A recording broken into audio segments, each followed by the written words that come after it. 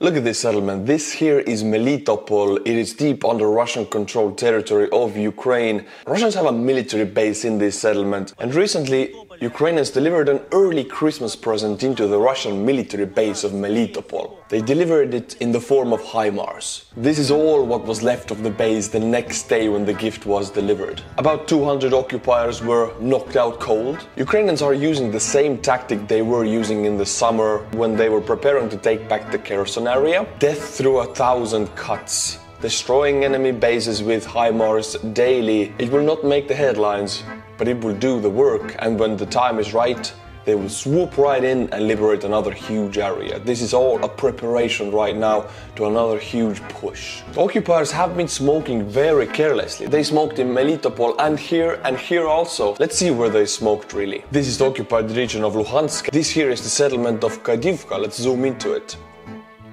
It is quite far. How far is it away? 41 kilometers, so well within the reach of HIMARS, so HIMARS could deliver some presents into this settlement, and they did. These presents also demilitarized some occupiers. This here is Severodonetsk, and if we zoom in, we see the settlement of Bilokharivka, this one right here. It is weird that Ukrainians and Russians, they write G in English, G in Estonian, and they pronounce it so it's Bilokharivka written and Bilokharivka pronounced. Strange for me as an Estonian. But yes, this settlement is right on the front, as you can see, and Russians are trying to take it. So we can imagine there are trench lines in this settlement, and we have this video. Constant artillery barrages and wind and rain and mud have turned these forests and the trenches into a World War I wasteland. Horrible conditions, mud and cold and wet everywhere. I can imagine how miserable it is in these trenches. Men need to be rotated a lot so they don't go crazy in these trenches. I don't know if Russia rotates their men, I have not heard about it, but Ukraine does. The will to fight will drain right out of you if you spend a day or two in a trench like that. Let's jump to Crimea. Look, this settlement right here on the western part of Crimea, Chernomorskoye, which, if I know my Russian correctly or Ukrainian, Cherno is Black, Morskoye Sea, so it's like a Black Sea. The city is called the Black Sea. It is the coastal city, and we have a video from the beaches of this city. Look, the beach is right here. From the beaches of this city that they're digging trenches onto the beaches. Why? Are they really anticipating a Ukrainian amphibious assault over this body of water right here from Odessa, for example? 187 kilometers of amphibious assault. That is worse than China would have to do with Taiwan. If they are expecting that, then they are giving Ukrainians a lot of credit. I don't think this is going to happen. I don't think it's even possible. But they are digging these trenches on the beaches. Look. This is supposed to be a beachland. They're supposed to sunbathe here. I mean, not now, but in the summer. But now there's trenches. That is insane, man. What's that? They're smoking again? I just got the message that the occupiers were smoking in another settlement. This here is the settlement of Sovietsky, or Soviet in English. The occupiers were smoking very heavily in this settlement. There was the entire barracks smoking together at night, and the barracks caught on fire, and a lot of occupiers were knocked out cold. They really should go over the smoking rules in the Russian military. The barracks was demilitarized, knocked out cold in this settlement. This concludes today's occupier smoking stories. Before we go on, my friends, it's time for a sponsorship. You can relax, my friends, it is a VPN. When I do research about these videos, I sometimes have to visit sketchy sites that are definitely trying to steal my data or IP. This is why I use Atlas VPN. It is dead simple to use and it works perfect. Just open the VPN, select a server and connect. Now you can get Atlas VPN Premium for just $1.70 per month, plus 6 months extra, with a 30-day money-back guarantee. This is the best VPN deal on the market. Keep your Google searches in private. With Atlas VPN you can search the web with real and organic search results and do it without anyone tracking your activity. This is hugely important when visiting lesser known sites or foreign sites like I do when researching these videos. Stop ads and malware. Atlas VPN is more than just a VPN. It blocks all the malicious links, ads and trackers and notifies you when someone is trying to steal your data. Protect unlimited devices. Yes, Atlas VPN protects all your devices with just one subscription. Now you can get Atlas VPN Premium for just $1.70 per month, plus 6 months extra, with a 30-day money-back guarantee. It's the best Atlas VPN offer of the year. So be quick and get your deal by clicking the link in the video description below. It's a limited time offer. If you like the videos I make, please subscribe to the channel and also become a Patreon. We don't have a phone call to listen to today, we don't have a Russian propaganda show to watch today. Today we're going to the OG man, we're going to Vladimir Putin himself. We're gonna look at him holding his champagne glass and explaining why are they killing Ukrainian civilians. Let's get it from the top. I want answer to this question, I think you do also. We're gonna get answers now. Все бредни, информационное противостояние, информационные вбросы, всякие фейки должны остаться в стороне. Не должны мешать нам выполнять свой долг перед. So he's talking about they're doing it because there's a duty to their people, duty to the Russian people. But if you look at what, not to Vladimir Putin, look what's behind him. This scene is not connected to the Russian people. This scene is full of gold and marble tiling floors and high ceilings and living like the French monarchy right here. I mean, Russian people, they have no connection to this. Regular Russian is living very modestly because they don't have the money for this. And at the same time the leader is making a video where he looks like that, where he's in a castle like that. I mean, talking about how he's fighting for the people. Fight for them then, give them money.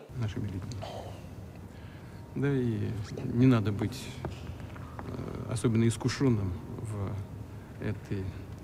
этом информационном противоборстве, чтобы понимать, что происходит на самом деле. Вот сейчас много шума по поводу наших ударов по... Okay. He's getting to the point. He's like, yeah, there's a talk that we attack their civilian energy infrastructure. Ooh, I want to know what he has to say about this. Критической инфраструктуре соседней страны. Yes.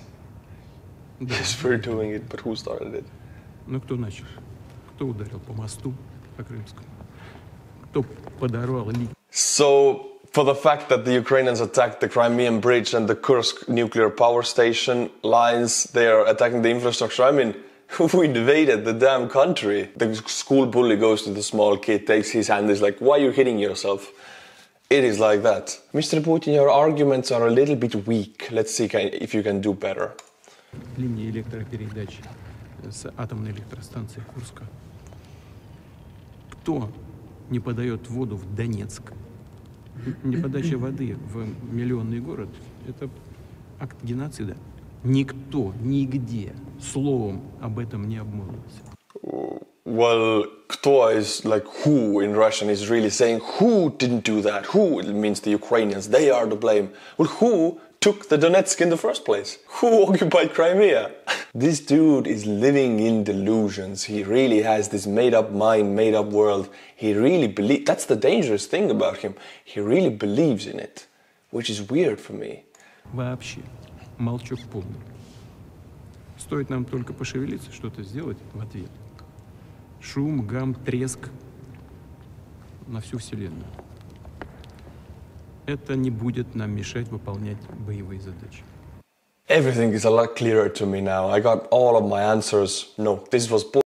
Let's go on. We all know that the United Kingdom is training the Ukrainian infantry, the Ukrainian army, 10,000 at a time. This is a big thing because UK gives them one of the best trainings these men could have. They're getting their weapons instruction, offensive and defensive tactics, law of the armed conflict, rules of engagement, marksmanship, patrol techniques, medical training, deployment defense, even cybersecurity awareness and urban warfare. They're flying these men into UK to train them and then they will send them back with full gear. I have talked about this several times, but I want to keep bringing this up because UK is doing it time and time again, and Ukraine is already filled with men trained by the UK. I think we need to acknowledge this. This is a huge gift to Ukraine. When Putin has been visiting the leaders of other countries after the war, it has been a theme that he has been made to wait. Erdogan made him wait. The leader of Kazakhstan made Putin wait. Now the turn has come to the Prime Minister of Armenia, Pashinyan. Even he made Putin wait. Uncomfortably alone. Before the war it was the opposite actually. Putin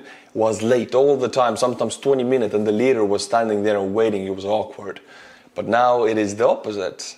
He has the weight alone. And it might seem like a small thing to you, but actually these details give us an idea of how Russia's position on the world scale is diminishing. Well, he's just the president of Russia, he can wait.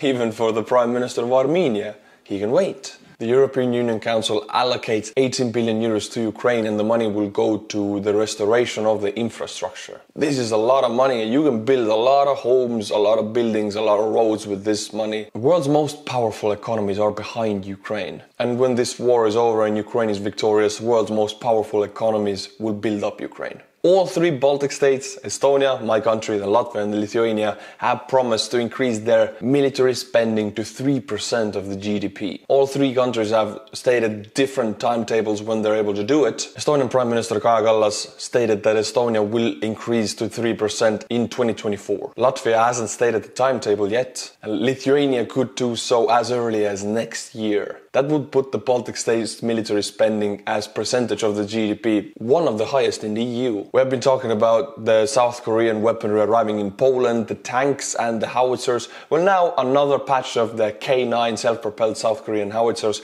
arrived in Estonia. Estonia already had 12 of them in the country, and now the next 6 ones arrived. We haven't bought the tanks, but Poland has. Many of you have commented that Zelensky is a horrible person because he is banning the church and arresting the priests. Well, there is truth to this sentence actually, but I want to open this up. In Ukrainian and Russian Orthodox Church, they're two different entities, two different religious systems. Russian Orthodox Church priests' homes have been raided. Priests have been arrested if pro-Russian material is found in their homes. And this is not an isolated case. Russian Orthodox Church serves as a spy network for Vladimir Putin. This is known throughout the EU, and Zelensky is cracking down on Russian spy network. Priests in Russian Orthodox Church are spying for Russian government, sending photos, giving locations of what to bomb. This religious structure has existed since the fall of the Soviet Union from the 90s in Ukraine. And the Russian Orthodox Church turned more and more pro-Russian and anti-Ukrainian to the point that in 2014 people go to the church, simple people in Ukraine,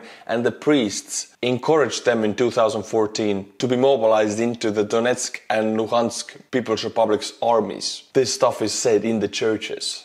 How religious is that? Recently, Ukrainian Orthodox Church finally broke away from the Russian Orthodox Church. Now they are two different entities, and now Zelensky is cracking down on the Russian spy network. There is a lot of anticipation for Ukrainian-owned drone production. Ukroboronprom is the name of the company. It is impossible to pronounce. They are finishing the development of the new drone. It's in the final stages. It has a 75-kilogram warhead and supposedly up to 1,000 kilometers of range. If this is true, and we will find out very soon, it will change a lot in the Russian anti-air defense doctrine. Russia has deployed all of their anti-air defenses to be concentrated around Ukraine and in Ukraine. They're not even defending their bases in deep Russia because nobody can and will and want to attack them. But now if Ukraine has this drone, it is Ukrainian produced, so they can do whatever they want with it. They can attack bases deep in Russian territory. Russia has to bring back these S-300 systems into Russia from Ukraine, which means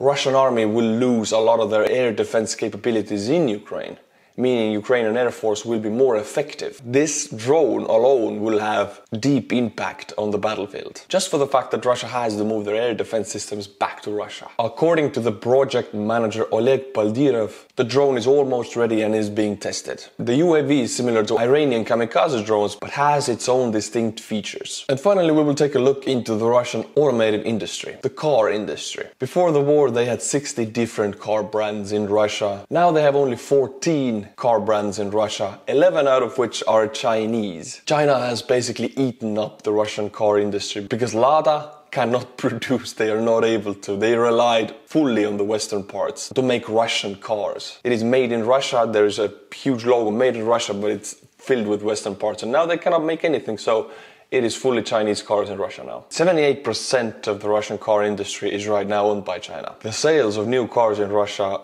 in the span of the last 11 months have fallen by 61%. They're free falling. This was it, my friends. I'll be giving you news from Ukraine and news from all over the world. I have some new videos coming about China and about Prigozhin. the leader of the Wagner group. I have a whole live story video made about him. I will upload it very soon, so it will be awesome. Subscribe to the channel to be notified when these new videos come up, and become a patron of the channel. Link is in the description below. Thank you, my friends, and until my next video, Slava Ukraini.